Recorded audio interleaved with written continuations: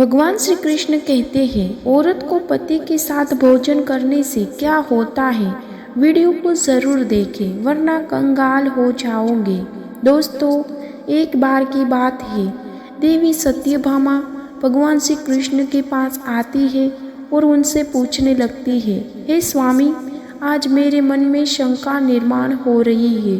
कृपया आप मेरी इस शंका का निवारण कीजिए। भगवान श्री कृष्ण कहते हैं, हे प्रिय, तुम्हारे मन में जो भी शंका हो निसंकोच होकर पूछो। तुम्हारी हर शंका का निवारण करना मेरा कर्तव्य है। तब देवी सत्यभामा बड़ी ही प्रसन्नता से पूछने लगती है, हे प्रभु, आपकी हम तीनों पत्नियां पहले आपको भोजन कराती है और फिर भोजन करती है, नित्य आपकी सेवा करती है, आपके चरण दबाती है, किंतु हे प्रभु, क्या पत्नी को पति के साथ अथवा पति से पहले भोजन करना चाहिए? क्या ऐसा करना उचित होता है? शास्त्र इस विषय में क्या कहता है? हे प्रभु, ऐसा वह कौन सा पाप है जिसे करने से स्त्री नरकगामी बन जाती है? कृपया आप मेरी इस शंका का समाधान कीजिए। भगवान श्री कृष्ण मुस्कुराते हुए कहते हैं, हे सत्यभामा, आज तुमने समस्त मानव जाति के कल्याण के उद्देश्य से बहुत ही महत्वपूर्ण प्रश्न किए हैं। हे देवी, तुमने जो प्रश्न किए हैं उसका समाधान देवी सुदेवा की कथा सुनने से प्राप्त हो जाएगा। देवी सत्यभामा कहती है, हे प्रभु, यह रानी सुदेना कौन है? उनका आचार विचार कैसा था? मेरे मन में उसके विषय में भी जानने की जिज्ञासा निर्माण हो रही है। श्री कृष्ण कहते हैं, हे सत्यभामा, तुम्हारे आग्रह पर आज मैं तुम्हें रानी सुदेवा की कथा सुनाता हूँ। तुम्हारी सभी शंकाओं का समाधान इस प्राचीन कथा में ही है। इस कथा के तुम्हें तुम्हारे सभी प्रश्नों के उत्तर मिल जाएंगे, इसलिए इस कथा को ध्यान पूर्वक सुनो। जो भी मनुष्य इस कथा को ध्यान पूर्वक सुनता है और इसका प्रचार करता है, यह सौभाग्यशाली बनता है, उसे कभी नरक की प्राप्ति नहीं होती है। फिर देवी सत्यभामा कहती है, हे स्वामी, मैं इस कथा को अवश्य ध्यान पूर्वक सुनूंगी। कृपया आप इस कथा को कहिए। भगवान श्री कृष्ण कहते हैं, हे सत्यभामा, फिर सुनो। इस कथा को प्राचीन काल में अत्योदयपुरी में महाराज इक्ष्वाकु राज्य करते थे। धर्म का पालन करने वाले गुणवान, चरित्रवान और अत्यंत कुशाल सम्राट थे। उसका विवाह काशी नरेश की पुत्री सुदेवा के साथ हुआ था। सुदेवा सत्य का व्रत पालन करने में तत्पर, गुणवान, चरित्रवान तथा महान पतिव्रता थी। महाराज पुण्यात्मक थे। उन्होंने अनेक यज्ञ तथा अनेक पुण्य किए थे। उन्होंने देवलाई में बनाई पोरुक ने सुदेवा को अनेक वाटिका बनाई तथा वे साधु संतों की रक्षा में सदैव ही तत्पर रहे थे। महाराज ने नगर में समीप एक घना जंगल था। उस जंगल में एक सुअर अपनी पत्नी और पुत्र के साथ रह रहा था। वह सुअर बड़ी ही विशाल काल में भयंकर आकार वाला था, जिससे सभी मनुष्य भयभीत रहते थे। उस सुअर के भय से मनुष्य उस वन के मार्ग से जाने से डरने लगते थे। फिर जब यह बात महाराज को पता चली तो उन्होंने उस सुअर को शिकार करने का सोचा। और फिर एक दिन महाराज अपनी पत्नी सुदेवा, अनेक सैनिकों और कुत्तों को लेकर उस वन में शिकार करने के लिए चले गए। महाराज बड़े पराक्रमी थे। उन्होंने अनेक विशाल कार्य शेरों का तथा राक्षसों का वध किया था। इसलिए वे इस भयंकर सुअर से नगरवासियों की रक्षा करने के लिए उस वन में उस सुअर का शिकार करने के लिए आ गई। जब वह भयंकर आकार वाले सुअर ने महाराज को वन की तरफ आता देखा तो वह सुअर अपनी पत्नी से कहने लगा, हे प्रिय, देखो, यह कौशल देश के महान सम्राट है। वहाँ पराक्रमी और महातेजस्वी है और वे इस वन में मेरी शिकार करने के लिए आ रहे हैं। उनके साथ बहुत से कुत्ते और व्याध हैं। इसमें तनिक भी संदेह नहीं है कि वे मुझ पर ही प्रहार करेंगे। महाराज बड़े ही पुण्यात्मक हैं। वो यहाँ राजाओं के भी राजा है। समस्त विश्व इनके अधीन है। हे प्रिय, मैं तुम सबकी रक्षा करने के लिए अपना पराक्रम दिखाता हूँ। पराक्रम के साथ युद्ध करूँगा। युद्ध में मैंने इसको पराजित कर दिया तो तीनों लोकों में मेरी कीर्ति हो जाएगी, और यदि मैं इसके हाथ में मारा जा गया तो मुझे इस सुअर से भी जन्म लेने के लिए छुटकारा मिलेगा। मैं विष्णु लोक को चला जाऊंगा। मेरे पिछले जन्म के पाप के कारण ही मुझे सुअर का जन्म प्राप्त हुआ है। हे प्रिय, तुम मेरा मोह छोड़कर हमारे पुत्र और पौत्रों को लेकर पर्वत की गुफा में चली जाओ। अब समय आ गया है कि मैं अपने पूर्व जन्मों के पाप से मुक्त हो जाऊं। जब महाराज के बाण मेरे शरीर को घायल कर देंगे, एक एक बाण से मेरे पूर्व जन्म के पाप नष्ट हो जाएंगे। फिर उस असुर की पत्नी ने बोलने लगी, हे नाथ, हमारे बच्चे आपके ही पराक्रम और साहस के कारण इस वन में निर्भय होकर विचरण कर रहे हैं, कोमल कोमल फूलों का आहार ग्रहण कर रहे हैं। आप ही के कारण शेर सिंह आदि जंगल जानवरों का भय नहीं है, क्योंकि आप ही इसकी रक्षा करते हैं। आपके भीषण रूप को देखकर कोई भी शिकारी हमारी शिकार करने के लिए इस वन में नहीं आता है। अगर आपकी मृत्यु हो जाएगी तो फिर मेरी और हमारे पुत्रों की रक्षा कौन करेगा? आपके बिना हम असहाय हो जाएंगे। पति के बिना मेरा क्या होगा? उत्तम सुवर्ण के गहने आभूषण वस्त्र पहनकर भी कोई भी स्त्री पति के बिना शोभा नहीं हो पाती है। पति से ही स्त्री को सौंदर्य और शोभा प्राप्त होती है। आपके बिना मेरा जीवन भी नष्ट हो जाएगा। हे नाथ, हे परमेश्वर, आपके बगैर जीवन नहीं रह सकती। हे नाथ, मैं सच सच कहती हूँ, आपके साथ यदि मुझे नरक में भी डाल दिया जाए तो मैं भी खुशी खुशी आपके लिए चली जाऊंगी। इसलिए आप महाराज के सामने मत जाइए। आप भी हमारे साथ पर्वत की कंदर में चलिए, हम वहीं छिपकर बैठ जाते हैं। आप जीवन की इच्छा छोड़कर अपनी पत्नी और पुत्रों को अकेला छोड़कर जा रहे हो, इससे आपको क्या लाभ होगा? फिर वह असुर कहता है, हे प्रिय, तुम वीरों के धर्म को नहीं जानती हो, इसलिए ऐसा कह रही हो। यदि शत्रु वीरों को ललकारा रहा है, युद्ध के लिए निमंत्रण दे रहा है, तो वीर पुरुषों को लोभ और भय से कायर भी भांति ऐसे छिपकर नहीं भागना चाहिए। ऐसे पुरुष को 1000 युगों के लिए कुंभी पाक नरक में डालकर पकाया जाता है। वीर पुरुष अगर शत्रु का सामना करता है और लड़ते हुए वीर गति को प्राप्त होता है तो उसे मृत्यु के बाद दिव्य लोक की प्राप्ति होती है। आज महाराज हमारे पास युद्ध करने के लिए आए हैं। वे हमारे अतिथि हैं और अतिथि का अनादर नहीं करना चाहिए। अतिथि का अनादर साक्षात भगवान विष्णु का अपमान होता है। इसके लिए साथ ही युद्ध करना मेरा कर्तव्य है। फिर वह सुअर की पत्नी बोलती है, हे प्राणनाथ, ठीक है, यदि आप महाराज के साथ युद्ध करना चाहते हैं तो मैं भी आपके साथ रहकर आपका पराक्रम देखूंगी। इतना कहकर उस सुअर की पत्नी ने अपने पुत्रों को बुलाकर कहा, हे पुत्रों, मेरी बात सुनो। आज युद्ध भूमि में अतिथि आए हैं। उनका सत्कार करने के लिए और उनके युद्ध करने के लिए तुम्हारे पिता जा रहे हैं और उनके साथ मैं भी जा रही हूँ। इसलिए तुम भी अपने भाइयों को लेकर पर्वत की गुफा में जाकर छिप जाओ। महाराज बड़े बलवान हैं, वे इस युद्ध में हमारा सहायक डालेंगे। इसलिए तुम लोग यहाँ से भाग जाओ और अपने प्राण बचाओ। फिर वह सुअर के छोटे छोटे बच्चे बोलने लगे, माँ, जो पुत्र अपने माता पिता को संकट में छोड़कर भाग जाते हैं वे महापाप होते हैं, उन्हें घोर नरक में डाला जाता है। जो निर्दयी पुत्र अपनी माँ का दूध पीकर उसे दुख में छोड़कर भाग जाता है, जो पुत्र अपने बाप को विपत्ति में देखकर छोड़कर चला जाता है, वह कीड़ों से भरे हुए दुर्गंधी युग में नरक में गिरता है। इसलिए हे माँ, हम लोग आपको छोड़कर नहीं जाएंगे। फिर वह सुअर अपनी पत्नी और अपने बच्चे सभी युद्ध के लिए तैयार हो जाते हैं और युद्ध भूमि की ओर निकल पड़ते हैं। सभी छोटे छोटे सुअर अपने पिता और माता की चारों ओर से रक्षा करने लगते हैं।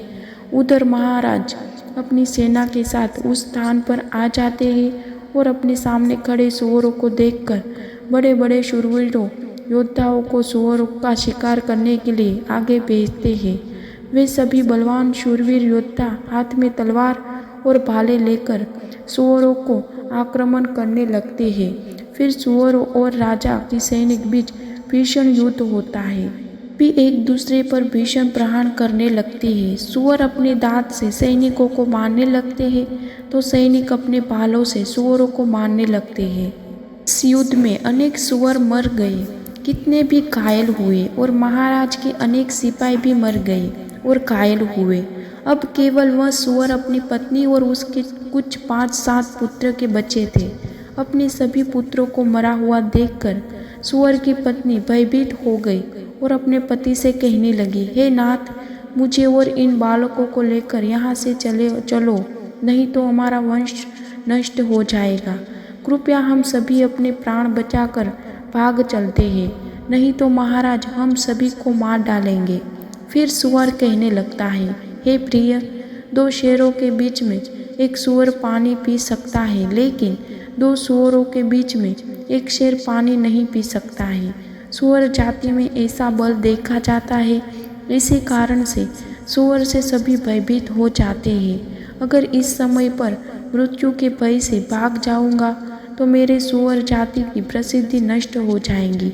इसलिए हे प्रिय, तुम हमारे बच्चों को लेकर यहाँ से चले जाओ और सुखपूर्वक जीवित व्यतीत करो। इतना सुनकर सुअर की पत्नी बोली, नाथ, मैं आपसे बहुत प्रेम करती हूँ। आपने मेरा आदर सम्मान करके प्रतिक्रिया करने, मेरी रक्षा करने के लिए मेरे मन को जीत लिया है। अब से मेरा मोह कभी नहीं छूटेगा, इसलिए मैं अपने पुत्रों के साथ आपके साथ ही प्राण त्याग दूंगी, किंतु आपको अकेला छोड़कर नहीं जाऊंगी। फिर वह सुअर और उसकी पत्नी दोनों ही महाराज के युद्ध करने के लिए आगे आते हैं।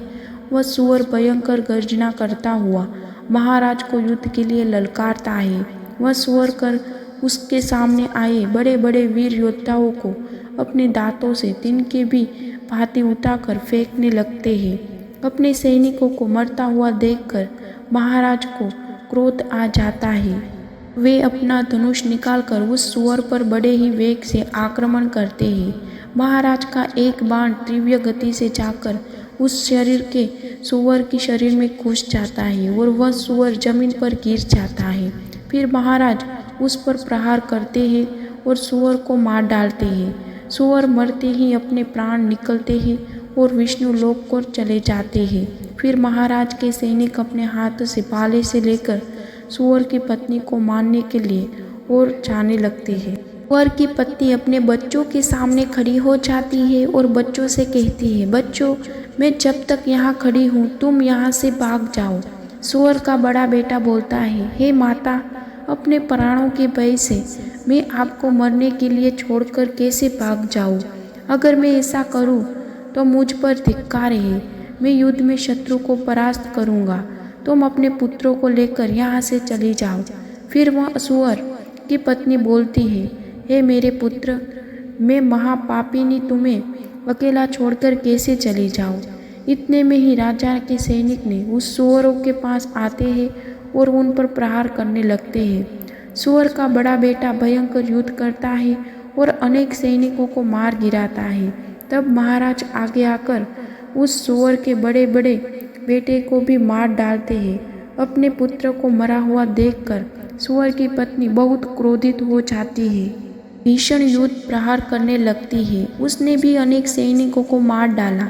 इस घटना को महारानी सुदेवा देख रही थी। तब वह महाराज से कहती है, हे महाराज, उस सुअर की पत्नी आपके सैनिकों को मार रही है। आप आगे चलकर उसका वध क्यों नहीं करते? महाराज कहते हैं, हे प्रिय, यह एक स्त्री है। मेरा यह वचन है कि मैं स्त्री का वध नहीं करूँगा। स्त्री का वध करने से महापाप लगता है, इसलिए मैं इस सुअर की पत्नी को ना खुद मार रहा हूँ और ना ही किसी और को मारने के लिए भेज रहा हूँ। मुझे स्त्री का वध करने में बड़ा भय लगता है। इतना कहकर महाराज चुप हो गए। फिर महाराज ने सेना के भागीरथ नाम का एक बलवान सिपाही था। उसने उस सुअर की पत्नी पर प्रहार किया और उसे जमीन पर गिरा दिया। सूअर की पत्नी मूर्छित होकर जमीन पर गिर पड़ी और लंबी लंबी सांसें लेने लगी। जब रानी सुदेवा ने उस सुवर्ण को धरती पर बेहोश अवस्था में देखा तो उन्हें उस सुवर्णी पर बड़ी ही दया आ गई।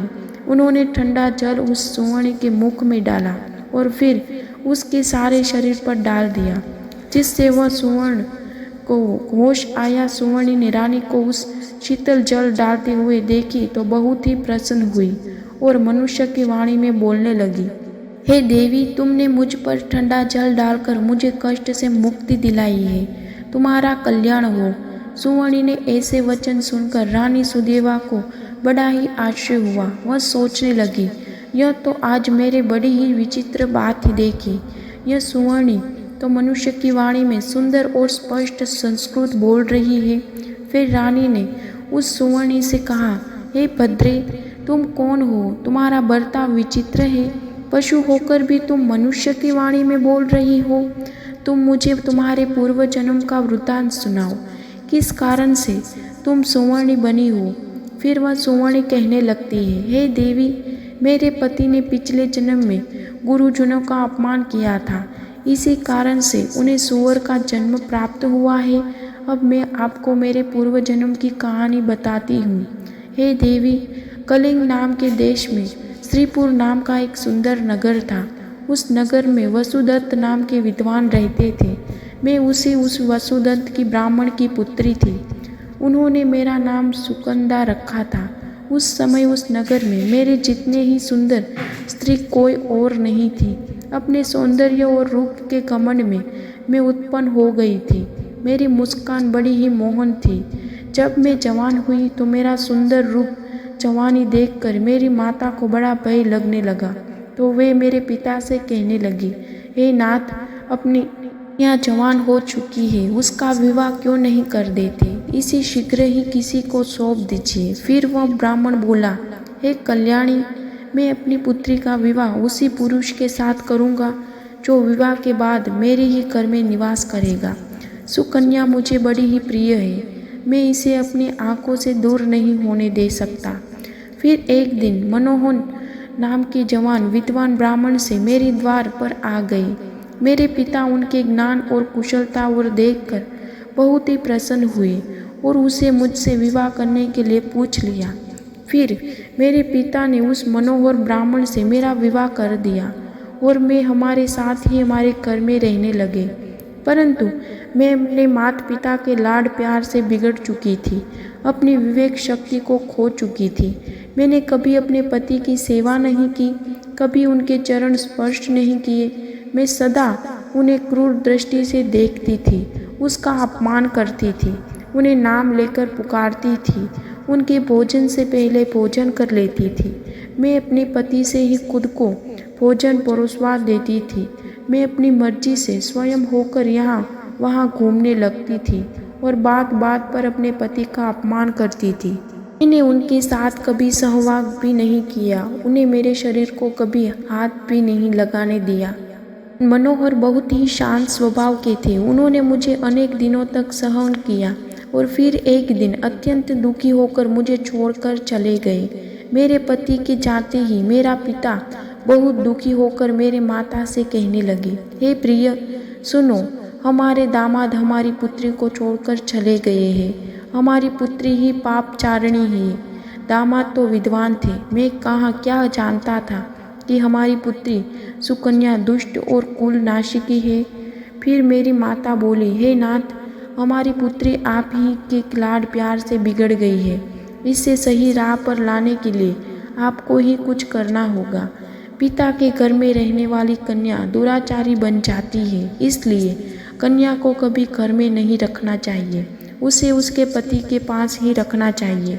हमारी कन्या बहुत दुष्ट और पापिनी है, आप इसका त्याग करके इसे इसके पति के पास भेज दीजिए। इस प्रकार से माता के वचन सुनकर मेरे पिता बहुत क्रोधित हुए और मुझे कहने लगे, हे दुष्टा, हमारे कुल में कलंक लगाने वाली दुष्टाचारिणी, तेरे ही कारण मनोहर हम सबको छोड़कर चले गए। इसलिए तेरा पति जहाँ पर है तू वहीं पर चले जा, अथवा तुम जो स्थान पर अच्छा लगे वहाँ पर चली जा। फिर मैं अपने घर को छोड़कर चली गई। बाहर जाने पर मुझे लोग कुटिला, पापिनी, दुराचारिणी कहकर संबोधन करने लगे। इसलिए मैं अपने पति को ढूंढते हुए वन में चली गई। फिर एक दिन वन में एक कुटिया के सामने जाकर खड़ी हो गई और भिक्षा मांगने लगी। वहाँ पर कुटिया में रहने वाली मायावती नाम की स्त्री मुझे देखकर अपने पति से कहा, हे स्वामी, द्वार पर कोई दुखी ना दुबली पतली स्त्री भिक्षा मांगने आई है। मायावती का पति मनोहर ही था जिन्होंने मेरा त्याग किया था। मुझे देखकर उन्होंने मुझे पहचान लिया और अपनी पत्नी से कहने लगा, हे प्रिय, यह मेरी पहली पत्नी सुकन्या है जो मुझे बहुत प्रिय थी, इसलिए तुम इसका आदर सत्कार करो और इसे अपने घर में स्थान दो। फिर मायावती ने अपने पति की आज्ञा का पालन करते हुए मुझे घर के अंदर बुला लिया और मुझे पहनने के लिए वस्त्र दिए। फिर एक दिन बैठकर मायावती के अच्छे स्वभाव का और मेरे दुष्ट स्वभाव का विचार करने लगी और मुझे बड़ा दुख होने लगा। अधिक चिंता करने के कारण मेरा हृदय फट गया और उसी क्षण मेरी मृत्यु हो गई। यम के 2 दूत उस स्थान पर आ गए और मुझे उठाकर यमलोक ले गए। वहाँ पर यमराज ने मेरा लेखा जोखा देखा और यमदूतों से कहा, हे दूतों, इस पापिनी स्त्री ने अपने पति का बहुत अपमान किया है। यह पति से पहले भोजन कर लेती थी, अपने पिता को नाम से बुलाती थी, उससे अपने घर के काम करवाती थी। इसलिए इस पापी स्त्री को लेकर जाओ और नरक में डाल दो। फिर यमदूत मुझे नरक में ले गए और उन्होंने मुझे जलते हुए अंगारों में डाल दिया। लोहों के जलते हुए पुरुष बनाकर मुझे उन्हें आलिंगन दिलवाया। वहाँ नरक में मुझे अनेक वर्षों तक कष्ट भोगने पड़े। फिर नरक की सजा भुगतने के बाद यमराज ने मुझे सुवर्ण की जन्म में डाल दिया। सुवर्णी बोली, इस प्रकार मैंने आपको पूर्व जन्म का वृतांत सुना दिया। हे देवी, कृपया अब मुझे इस जीवन से मुक्ति दिला दो। आपने अपने पति की बहुत सेवा की है, इसलिए मुझे आपका थोड़ा सा पुण्य प्रदान करो। फिर रानी सुदेवा महाराज से कहती है, हे स्वामी, अब मैं क्या करूं? आप जो आज्ञा देंगे वही करूंगी। महाराज कहते हैं, हे प्रिय, यह बेचारी बहुत दुख उठा रही है, तुम अपने पुण्य से इसका उद्धार करो।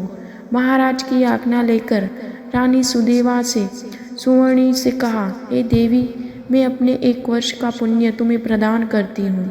रानी के इतना कहने से ही उस सुवर्णी के प्राण चले गए और उसके शरीर से एक दिव्य स्त्री प्रकट हुई। फिर वह महारानी और महाराजा को नमस्कार करते हुए विष्णु लोक को जाने लगी। भगवान श्री कृष्ण कहते हैं, हे सत्यभामा, इस प्रकार से मैंने तुम्हें यह महान कथा सुनाई है। तुम्हें तुम्हारे सभी प्रश्नों के उत्तर भी यह मिल गए होंगे। देवी सत्यभामा कहती है, हे स्वामी, आपने आज मुझे बहुत ही पवित्र कथा सुनाई है और मेरी सभी शंकाओं का निवारण भी किया है। तो मैं आशा करती हूँ कि यह कथा आपको पसंद आई होगी और आपको हमारी चैनल हेल्पफुल मोटिव को सब्सक्राइब नहीं किया तो हमारी हेल्पफुल मोटिव को सब्सक्राइब करें और कमेंट बॉक्स में जय श्री कृष्ण हर हर महादेव ज़रूर लिखें। धन्यवाद।